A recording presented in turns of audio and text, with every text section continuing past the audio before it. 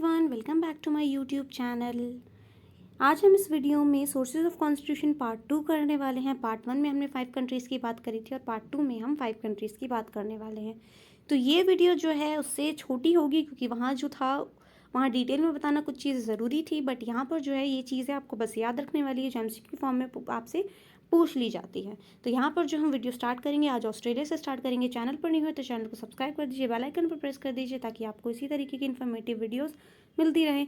अगर आपने पार्ट 1 नहीं देखा है तो आपको डिस्क्रिप्शन में उसका लिंक मिल जाएगा, आप पार्ट 1 जाके इस वीडियो का देख सकते हैं। और अगर आपने हमारी रिट्स की वीडियो नहीं देखी है तो आप वो भी जाके देख सकते हैं। आप किसी भी कॉम्पिटिटिव की तैयारी करें, आप किसी एंट्रेंस एग्जाम की तैयारी करें तो उस तरीके की सारी वीडियो आपको हमारे चैनल पर अवेलेबल हैं। आपको डिस्क्रिप्शन में उनका लिंक मिल जाएगा। पॉलिटी सीरीज़ अगर आप तलाश कर रहे हैं कि आपको एमसीक्यू के फॉर्म में पॉलिटी के एटमोस्ट इंपॉर्टेंट क्वेश्चंस मिल जाएं तो वो भी आपको डिस्क्रिप्शन में लिंक मिल जाएगा। आपको मैंने ऑस्ट्रेलिया से ली हैं, उनमें है 3 चीज़ें हमने ली हैं ऑस्ट्रेलिया से: concurrent list, freedom of trade and commerce and intercourse and joint sitting of the 2 houses parliament.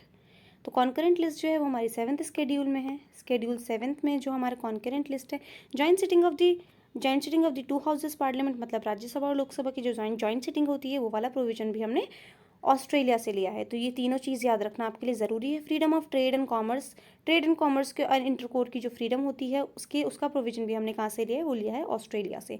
तो concurrent list, freedom of trade and commerce, joint sitting of 2 houses of parliament भी हमने तीनों चीज़ें ऑस्ट्रेलिया से ली है। से देखते हैं हमने कौन कौन सी चीज़ें ली हैं। तो फ्रेंच कॉन्स्टिट्यूशन से हमने लिया है Republic, idea of liberty, equality and fraternity. Preamble में जो मेंशन है word Republic and liberty, equality and fraternity, ये चारों ही वर्ड जो है मोस्ट इंपॉर्टेंट वर्ड जो है हमारे प्रियम्बल के, ये हमने कहाँ से लिया है, फ्रांस से। और आपको इस पे बहुत ज़्यादा क्वेश्चन देखने को मिलेगा कि idea of liberty, equality and fraternity हमने कहाँ से बोरो करा है, कौन सी कंट्री से बोरो करा है। तो कौन सी कंट्री से करा है, वो करा है फ्रांस से। और रिपब्लिक वर्ड भी जो मेंशन है प्रियम्बल में वो भी हमने फ्रांस से ही बोरो करा है। तो आपके लिए यहाँ पर ये चीज़ याद रखना बहुत जो इजी भी हो जाता है और इम्पॉर्टेंट भी हो जाता है। ये 3 वर्ड तो आपको इजीली याद हो सकते हैं एक साथ: लिबर्टी, इक्वालिटी एंड फर्टिनिटी और रिपब्लिक। रिपब्लिक जो है, रिपब्लिक अगर आपको कौन सा प्रियम्बल याद है तो आपको नहीं भी याद है तो भी कोई बात नहीं, हम प्रियम्बल भी जल्द डिस्कस करेंगे। तो प्रियम्बल में जो रिपब्लिक वर्ड है वो भी फ्रेंच से लिया गया है और idea of liberty, equality and fraternity, ये तीनों जो वर्ड है, जो तीनों टर्म कॉइन करी गई है प्रियम्बल में, ये भी हमने फ्रांस से ली है। नेक्स्ट है हमारा Japan. Procedure establish by law. Procedure establish by law जो है ये हमने जापान से लिया है। रूल ऑफ लॉ जो है वो हमने यूके से लिया है, इसमें कंफ्यूज मत होइएगा। Procedure establish by law Japan से, रूल ऑफ लॉ यूके से, एंड हमने यूएसए से क्या लिया है, जुडिशियल रिव्यू। जुडिशियल रिव्यू का जो कॉन्सेप्ट है वो कहाँ का है, यूएसए का। यूएसए से लिया है जुडिशियल रिव्यू का कॉन्सेप्ट, और हमने यूके से लिया है रूल ऑफ लॉ का कॉन्सेप्ट यूके से, and procedure establish by law ये लिया है जापान से। Procedure establish by law Japan से सिर्फ एक चीज़ लिया है, प्रोसीजर एस्टैब्लिश बाय लॉ। तो ये कहाँ से लिया हमने, जापान से ली है ये।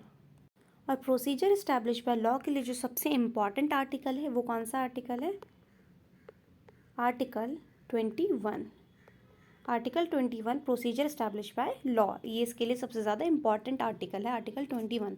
तो इस आर्टिकल को भी याद रखिएगा। और हमने कहाँ से बोरो करा है, ये प्रोसीजर एस्टैब्लिश बाय लॉ ये हमने करा है जापान से बोरो। नेक्स्ट है हमारा जर्मनी एंड साउथ अफ्रीका। हम दोनों को साथ में ही पढ़ेंगे। जर्मन से जो हमने लिया है जर्मन कॉन्स्टिट्यूशन, और जर्मनी के कॉन्स्टिट्यूशन को वाइमार कॉन्स्टिट्यूशन भी कहते हैं, ये भी याद रखिएगा। यहाँ पर लिखा भी है मैंने, जर्मनी के कॉन्स्टिट्यूशन को वाइमार कॉन्स्टिट्यूशन के नाम से भी जाना जाता है, तो ये भी याद रखिएगा। तो जर्मनी के कॉन्स्टिट्यूशन से हमने सबसे अटमोस्ट इंपॉर्टेंट चीज़ जो ली है वो क्या ली है, suspension of fundamental right during emergency के दौरान जो फंडामेंटल राइट हमारे सस्पेंड हो जाते हैं वो वाला प्रोविजन हमने कौन सी कंट्री से लिया है, जर्मनी से। और ये आपसे एग्जाम में बहुत बार पूछ लेते हैं, ये आपके लिए इंपॉर्टेंट है। तो इसका आर्टिकल क्या है, आर्टिकल 356। मैंने आपको तीनों ही जो हमारी एमरजेंसीज है उनके बारे में पढ़ा रखा है, उस पर भी एक डिटेल वीडियो आएगी, वो मैंने पॉलिटी सीरीज़ में पढ़ाया था जब हम एमसीक्यू के फॉर्म में पढ़ रहे थे, वहाँ पर मैंने आपको एक्सप्लेन करा था कि आर्टिकल 365 जो आर्टिकल 356 है आई थिंक मैंने गलती से आर्टिकल 365 बोल दिया है, वो 65 नहीं 56 है। आर्टिकल 356 जो है हमारा, वो स्टेट इमरजेंसी के लिए होता है। जब प्रेसिडेंट रूल किसी स्टेट में लग जाता है तो वहाँ पे सारे फंडामेंटल राइट जो हैं वो सस्पेंड हो जाते हैं। तो ये जो आर्टिकल है वो है आर्टिकल 356, ये आपके लिए इंपॉर्टेंट है याद रखना। और जर्मन से हमने लिया है ये suspension of fundamental right during emergency. तो आपको ये भी याद रखना है कि जो ये हमने लिया है कहाँ से लिया है, फंडामेंटल राइट सस्पेंड हो जाते हैं इमरजेंसी के टाइम पर, ड्यूरेशन ऑफ इमरजेंसी, तो वो वाला प्रोविजन हम ले लिया है जर्मन से। यहाँ पर देखते हैं साउथ अफ्रीका से हमने कौन कौन सी चीज़ें ली हैं। दो चीज़ ली हैं साउथ अफ्रीकन कॉन्स्टिट्यूशन से। तो वो है procedure for amendment in the Indian constitution and election of the member of Rajya Sabha. Member of Rajya Sabha की इलेक्शन कैसे होनी चाहिए, ये इसका प्रोसीजर हमने लिया है साउथ अफ्रीका के कॉन्स्टिट्यूशन से। और amendment of Indian constitution, amendment process जो होता है उसको एक्सप्लेन किया गया है आर्टिकल 368 में इंडियन कॉन्स्टिट्यूशन के। तो ये भी जो हमने लिया है अमेंडमेंट प्रोसेस डिस्क्राइब जो होता है वो होता है आर्टिकल 368 में। और अमेंडमेंट प्रोसेस जो है वो कहाँ से लिया हमने, साउथ अफ्रीका से लिया है। तो ये आई होप कि आपको समझ में आ गया होगा। ये थे पूरे टोटल 10 कंट्रीज़ जो हमने अच्छे से पढ़ लिए हैं। अगर कुछ भी कहीं भी नहीं समझ में आया तो आप मुझे कमेंट सेक्शन में ज़रूर बता सकते हैं। तो यहाँ पर आपको ये याद रखने वाली चीज़ें हैं। इन दोनों को एक साथ इसलिए लिख दिया था मैंने क्योंकि जर्मन से हमने सिर्फ एक चीज़ ली है और साउथ अफ्रीका से सिर्फ 2 चीज़ें ली हैं।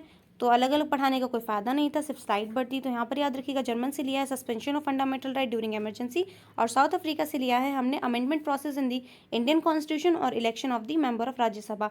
और अमेंडमेंट प्रोसेस का आर्टिकल पूछ लेते हैं कि इंडियन कॉन्स्टिट्यूशन में जो है अमेंडमेंट का प्रोसेस कौन से आर्टिकल में डिस्क्राइब किया गया है। तो वो आर्टिकल है आपका आर्टिकल 368।